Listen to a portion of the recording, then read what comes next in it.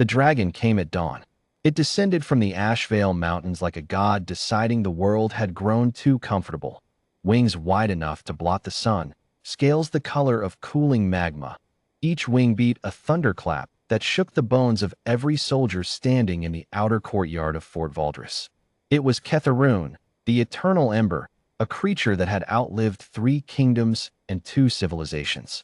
Ancient texts described it as unkillable. The Elven High Council had declared it a force of nature, not a beast, something you endured, not fought. General Alara Voss had read every one of those texts. She stood on the command platform above the courtyard, her silver armor catching the early light, her jaw set like iron. Around her, elite soldiers, mages, knights, sharpshooters, were already breaking formation. Not retreating, just dissolving. The way people dissolve when something primal in the brain overrides everything training ever built. "Hold your positions," she commanded, and her voice cracked across the courtyard like a whip.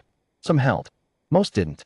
The dragon's first breath came low and wide, a river of fire that rolled across the outer wall and turned stone into glass. 3 ballistae evaporated. A siege cannon folded in on itself like paper. Alara watched her carefully constructed defense grid vanish in 4 seconds. She turned to her adjutant. "Where is Commander Thane?" "Dead, General. Eastern Tower." "Siege Engineer Voss Merrick?" "Missing." She moved down the list of names in her head. Every specialist, every weapon master, every tactical genius she had assembled for this exact scenario, and the adjutant answered each name the same way. "Dead. Missing. Fled." The dragon circled again, and the shadow it cast turned the entire courtyard cold. "General." Her adjutant hesitated. "There is one person still at the repair station." "Who?" "Riven, ma'am. The maintenance mechanic." Alara blinked.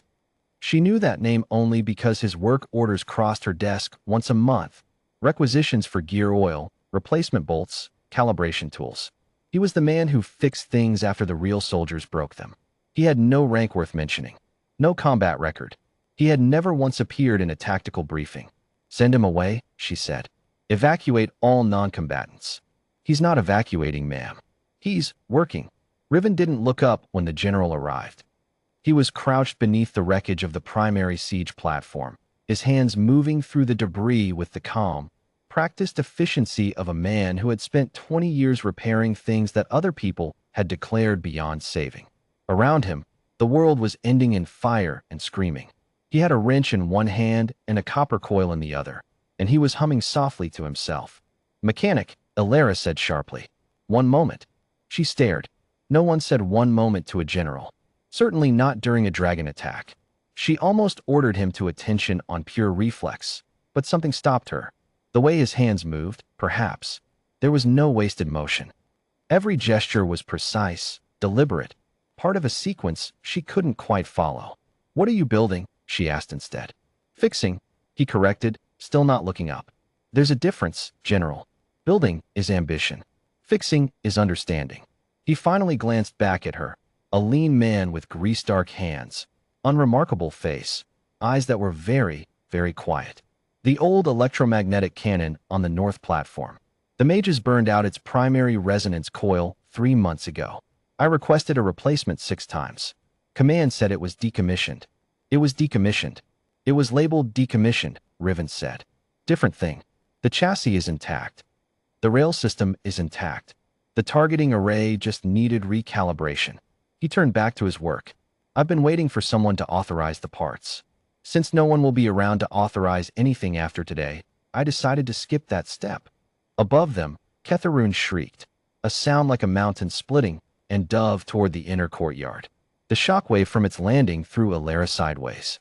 She caught herself against a broken support beam. Riven didn't move. His hands didn't even pause. "That thing has been declared unkillable," Alara said, when she'd steadied herself. "By who?" "Scholars. Mages. The Elven High Council." Riven made a small, unimpressed sound. "Did any of them run a structural analysis on Dragon Scale?" She blinked. "What? Dragon Scale?" He stood, finally, and wiped his hands on his coat. "Everyone treats it like armor. Solid. Uniform. But scale is organic. It grows in overlapping layers, like shingles on a roof. which means the overlaps are thinner, which means there are gaps. He pointed upward, roughly toward where the dragon had landed. The ventral neck, just below the jaw hinge. The scale overlap there runs inverse to the rest of the body. If you hit it from below at exactly the right angle, you're not hitting armor, you're hitting a seam. Alara stared at him. How do you know this? I repaired a ballista bolt last year that had punched into a young dragon's hide. Studied the impact pattern. He shrugged. I'm a mechanic. I look at how things are put together. It's the only thing I know how to do. He turned back to the cannon and slotted the copper coil into place with a definitive click. Will it work? Alara asked. The cannon? Yes. He began reassembling the housing. The shot? Maybe. I need the dragon positioned correctly. Hovering, nose angled up, the way they do when they're about to do a sustained burn. It holds that position for about 4 seconds. He looked at her. I need someone to make it angry enough to hold still. Alara Voss had not survived 15 years of warfare by flinching at bad plans.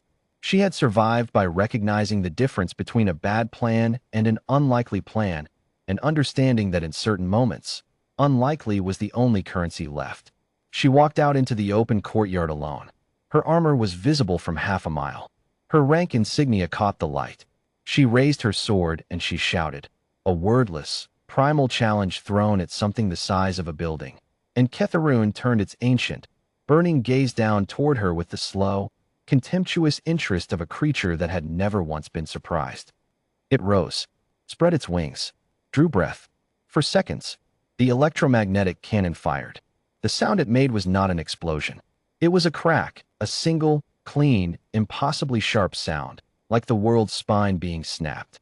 The projectile crossed the distance between the platform and the dragon's throat so fast that Alara never saw it move. She only saw the result, a thin blue line in the air, and then Ketharun stopping.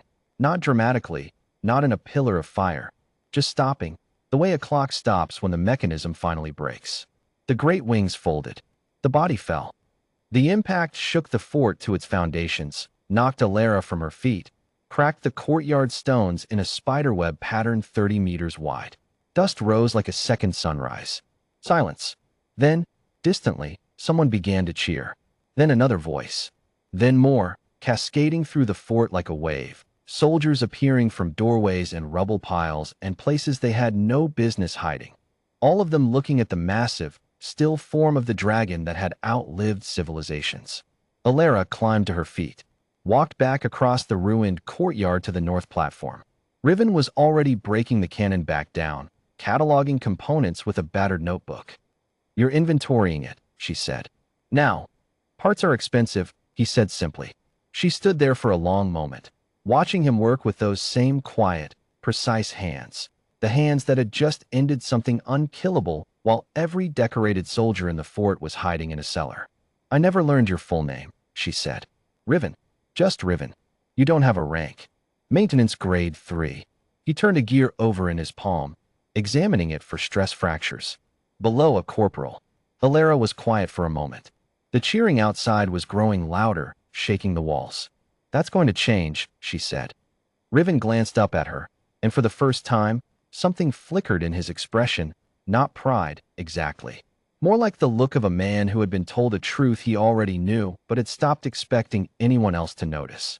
I'll need a bigger parts budget, he said. Alara almost smiled. I imagine you will. He went back to his inventory. She stood at the edge of the platform and looked out at the fallen dragon, at the impossible, enormous proof of what one quiet man with precise hands and 20 years of paying attention had accomplished while everyone else was busy being afraid. The scholars had declared Ketharun unkillable. They had simply never asked the mechanic.